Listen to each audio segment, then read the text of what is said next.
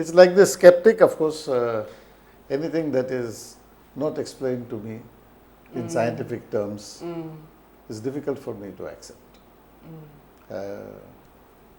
I'm born a Roman Catholic and well indoctrinated in the church practices. And at a very early age, I began to find that religion required too much of belief rather than reasoning. And at a very tender age, I began to question. I'm fortunate to have a distinction of being born a Roman Catholic, and I grew up in a Hindu Brahmin locality with a mosque and a dargah next to my house. Okay. So my exposure to religion has been very wide, and my parents, being very broad-minded, encouraged us to go and study all religious practices without any discrimination. So I would attend the dargah, I would attend the mosque, I would attend the church, I would attend the temples, all festivals, all celebrations, all prayers, everything. And everywhere my observation was the same, that religion required too much of conformity and no questioning. My education took me in the area of science. I'm a physicist and a scientist. So as a physicist and a scientist, if I don't ask a question, then it's all myth. It must answer your quest. And I'm not the type of person who accepts things just for their face value. I need to understand them. And I need to analyze them. And I need to see how it fits in my way of life or in my whatever avocation. That is why most of these practices, which are esoteric in nature or so-called esoteric in nature, because after so many years in this line, I've realized that a lot of superstition is wrapped up in the garb of esotericism. So I'm not casting aspersions on anybody. It is their purpose and their journey in life. Let them realize it themselves. But my observation has been a lot of superstition is wrapped up in the garb of esotericism and spirituality and things like this. So I would like to, I would have liked to be free from all this. And that is why many of these practices did not appeal to me. Well, I went to Pranic Healing after a long journey in healing sciences. I studied Reiki, I studied Jure, I studied other type of healings, including, Tai Chi and Qigong. And everywhere I had the same problem. You have a guru and you fall at the feet of the guru, or you pay royalty to the guru. And I'm a physicist. I never paid royalty to Einstein or to Newton. And I respect them as much as I respect God, I respect anybody else. The basis of my entire understanding, my entire convictions in life is on their studies and their postulations. I do not get up in the morning and pray to them. My dakshina, if you want to call it like that, to them is the genuine and good practice of the theories and principles that they have promulgated. And I would like to do that with any of my other practices too. So therefore, many of these healing arts and things, it's not that I did not persevere. I mean, I gave concession to somebody having put his own stuff in it. But so I'm a Reiki Grandmaster. I'm one of the first Reiki Grandmasters in this country. I'm a well-accomplished Qigong practitioner. I studied it to a great degree, to quite a high level. And even then I didn't find that it is free from all these things. Maybe at one time in humanity these traditions or this type of systems were necessary to keep a student bound.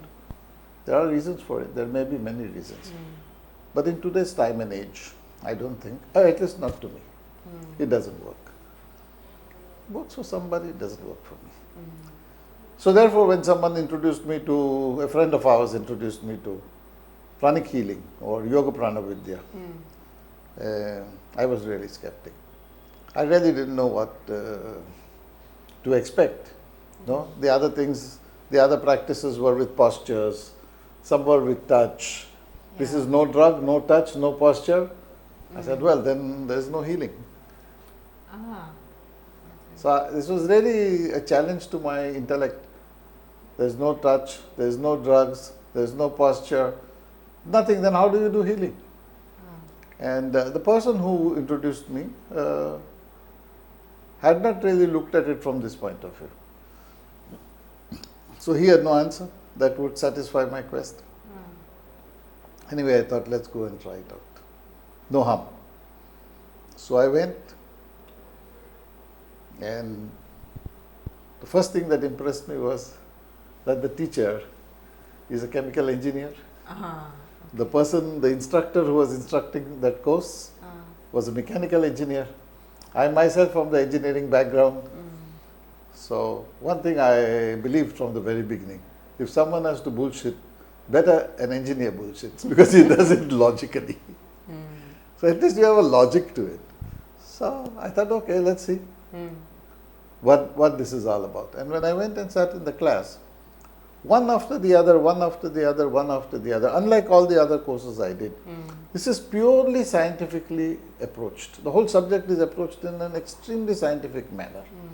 You have a principle, you have a law, you have a procedure. Just like my physics. Principle, law, procedure. Principle, law, procedure. Principle, law, procedure.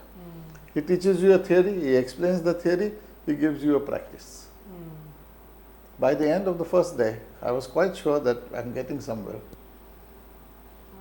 By the end of the first day itself. At least it appealed to me mentally, intellectually. Yeah. Now my condition, I had a physical condition that I wanted to address, and that's why I went into healing. Yes. My background is not a classical seeker's background. No? I've lived a worldly life and a good life. So this doesn't fall in my purview of work. But I have physical problem, I have a medical problem that needed to be addressed. And that classical medicine or orthodox medicine had no remedy for. So I was looking for a solution. My body used to burn 24 hours a day. I have burning in my body for 24 hours a day. The first day of the healing, and we had done practice of healing on each other.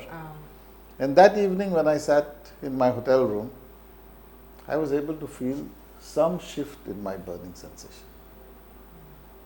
This was a big breakthrough for me.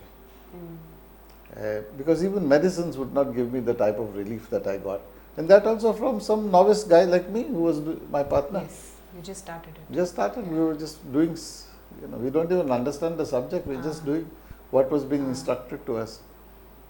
That was an eye-opener to me. And then I decided, let's try it out.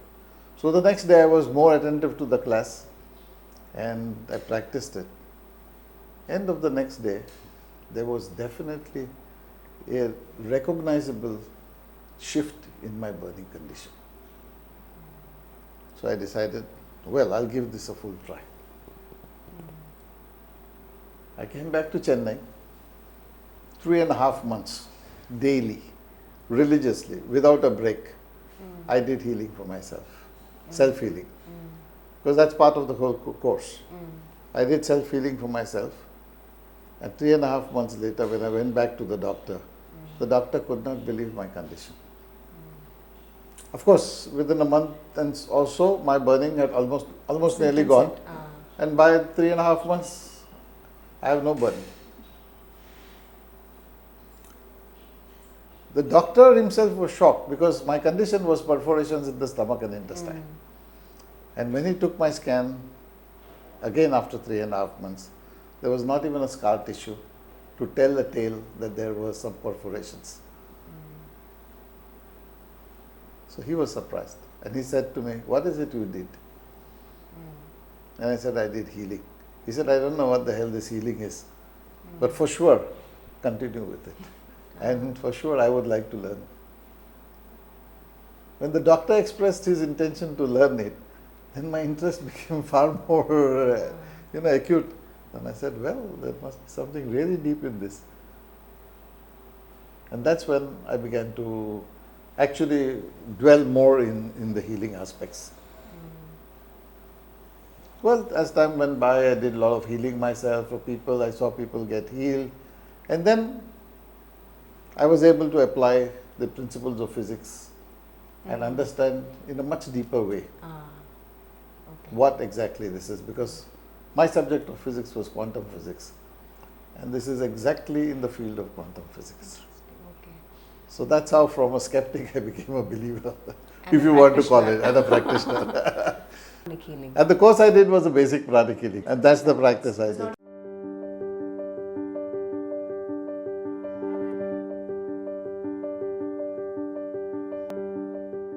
That's what they told me, that you are living on borrowed time. It's a miracle that you have lived so long. How long you will live, we do not know. That was not a subject that I was afraid of. I have always lived a risky life.